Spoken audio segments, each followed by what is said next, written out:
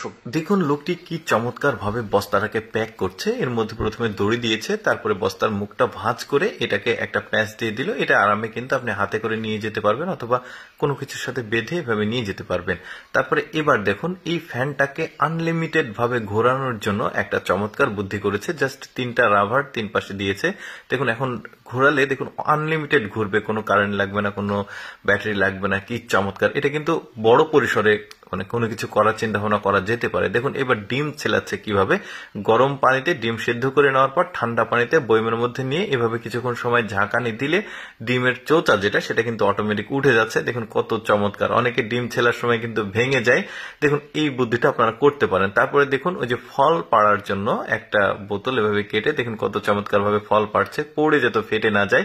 এই বুদ্ধি ছোট বোতল হলে ছোট ফলগুলো পাড়া যাবে। তারপরে দেখুন মানে গার্ডেনে পানি দেওয়ার জন্য চমৎকার ভাবে কি একটা বুদ্ধি করেছে। দেখুন এই ফ্যানের সঙ্গে লাগিয়েছে, এখন কিন্তু এদিকে ওদিকে ঘুরছে, সব গাছগুলোতে পানি পড়ছে। তারপরে দেখুন নিচে যদি আপনার কোনো কিছু পড়ে যায় আর সেটা যদি হাতল থাকে, ঠিক এই সিস্টেমে আপনি কিন্তু সেটা তুলতে পারবেন। ধরুন অনেক নিচে পড়েছে, তোলার কোনো বুদ্ধি নাই, দড়ি দিয়ে এই জিনিসটা বানিয়ে নিলে কিন্তু তুলতে পারবেন। তারপরে দেখুন কুয়া বা কোনো গর্ত থেকে পানি তোলার বুদ্ধি।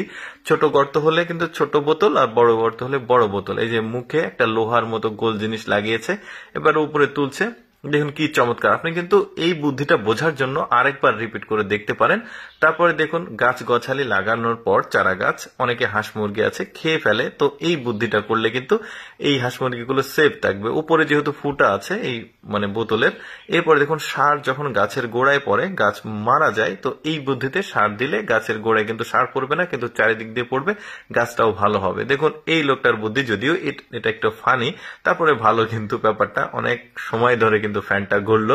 তারপরে দেখুন অনেক উপরে যদি বাল্ব লাগাতে চান তাহলে এইভাবে একটা বোতল কেটে আপনি কিন্তু বাল্ব লাগাতে পারবেন। এই যে দেখতে পাচ্ছেন বুদ্ধিটা কিন্তু ভালো, যেখানে একটা হাত দিয়ে ছোঁয়া যায় না ওই জায়গাগুলোতে এই বুদ্ধিটা করা যেতে পারে। তারপরে দেখুন দাদা হেলমেট বানিয়ে দিচ্ছে, এটাও একটি ফানি, তারপরেও কিন্তু বুদ্ধিটা ভালো। এই যে দেখুন ওই যে এটা হচ্ছে ফ্রাই প্যানের যে ঢাকনা থাকে সেটা দিয়ে হেলমেটটা বানিয়ে দিল।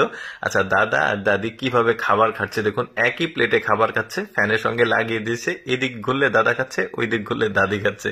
কি চমৎকার! আচ্ছা এবার দেখুন কাপড় কাচার বুদ্ধি করেছে বেলচা দিয়ে দাদু। দেখুন কি চমৎকার বুদ্ধি! এই বোতলে পানি দিয়েছে আর বেলচার সঙ্গে লাগিয়েছে, চাপ দিলে ঢেকির মতো হচ্ছে ব্যাপারটা। তারপরে এইরকম একটা প্লাস্টিকের বোতলের মানে হাতল কেটে আপনি যে কোনো ছোট ছোট জিনিস বোতলের মধ্যে ভরতে পারবেন, যেটা একটু জটিল কাজ। তারপরে এই বুদ্ধিটা আমার কাছে খুবই ভালো লেগেছে। দর্শক কেমন লাগলো আপনাদের আজকের এই দাদা দাদির বুদ্ধির ভিডিও অবশ্যই কমেন্ট করে জানাবেন।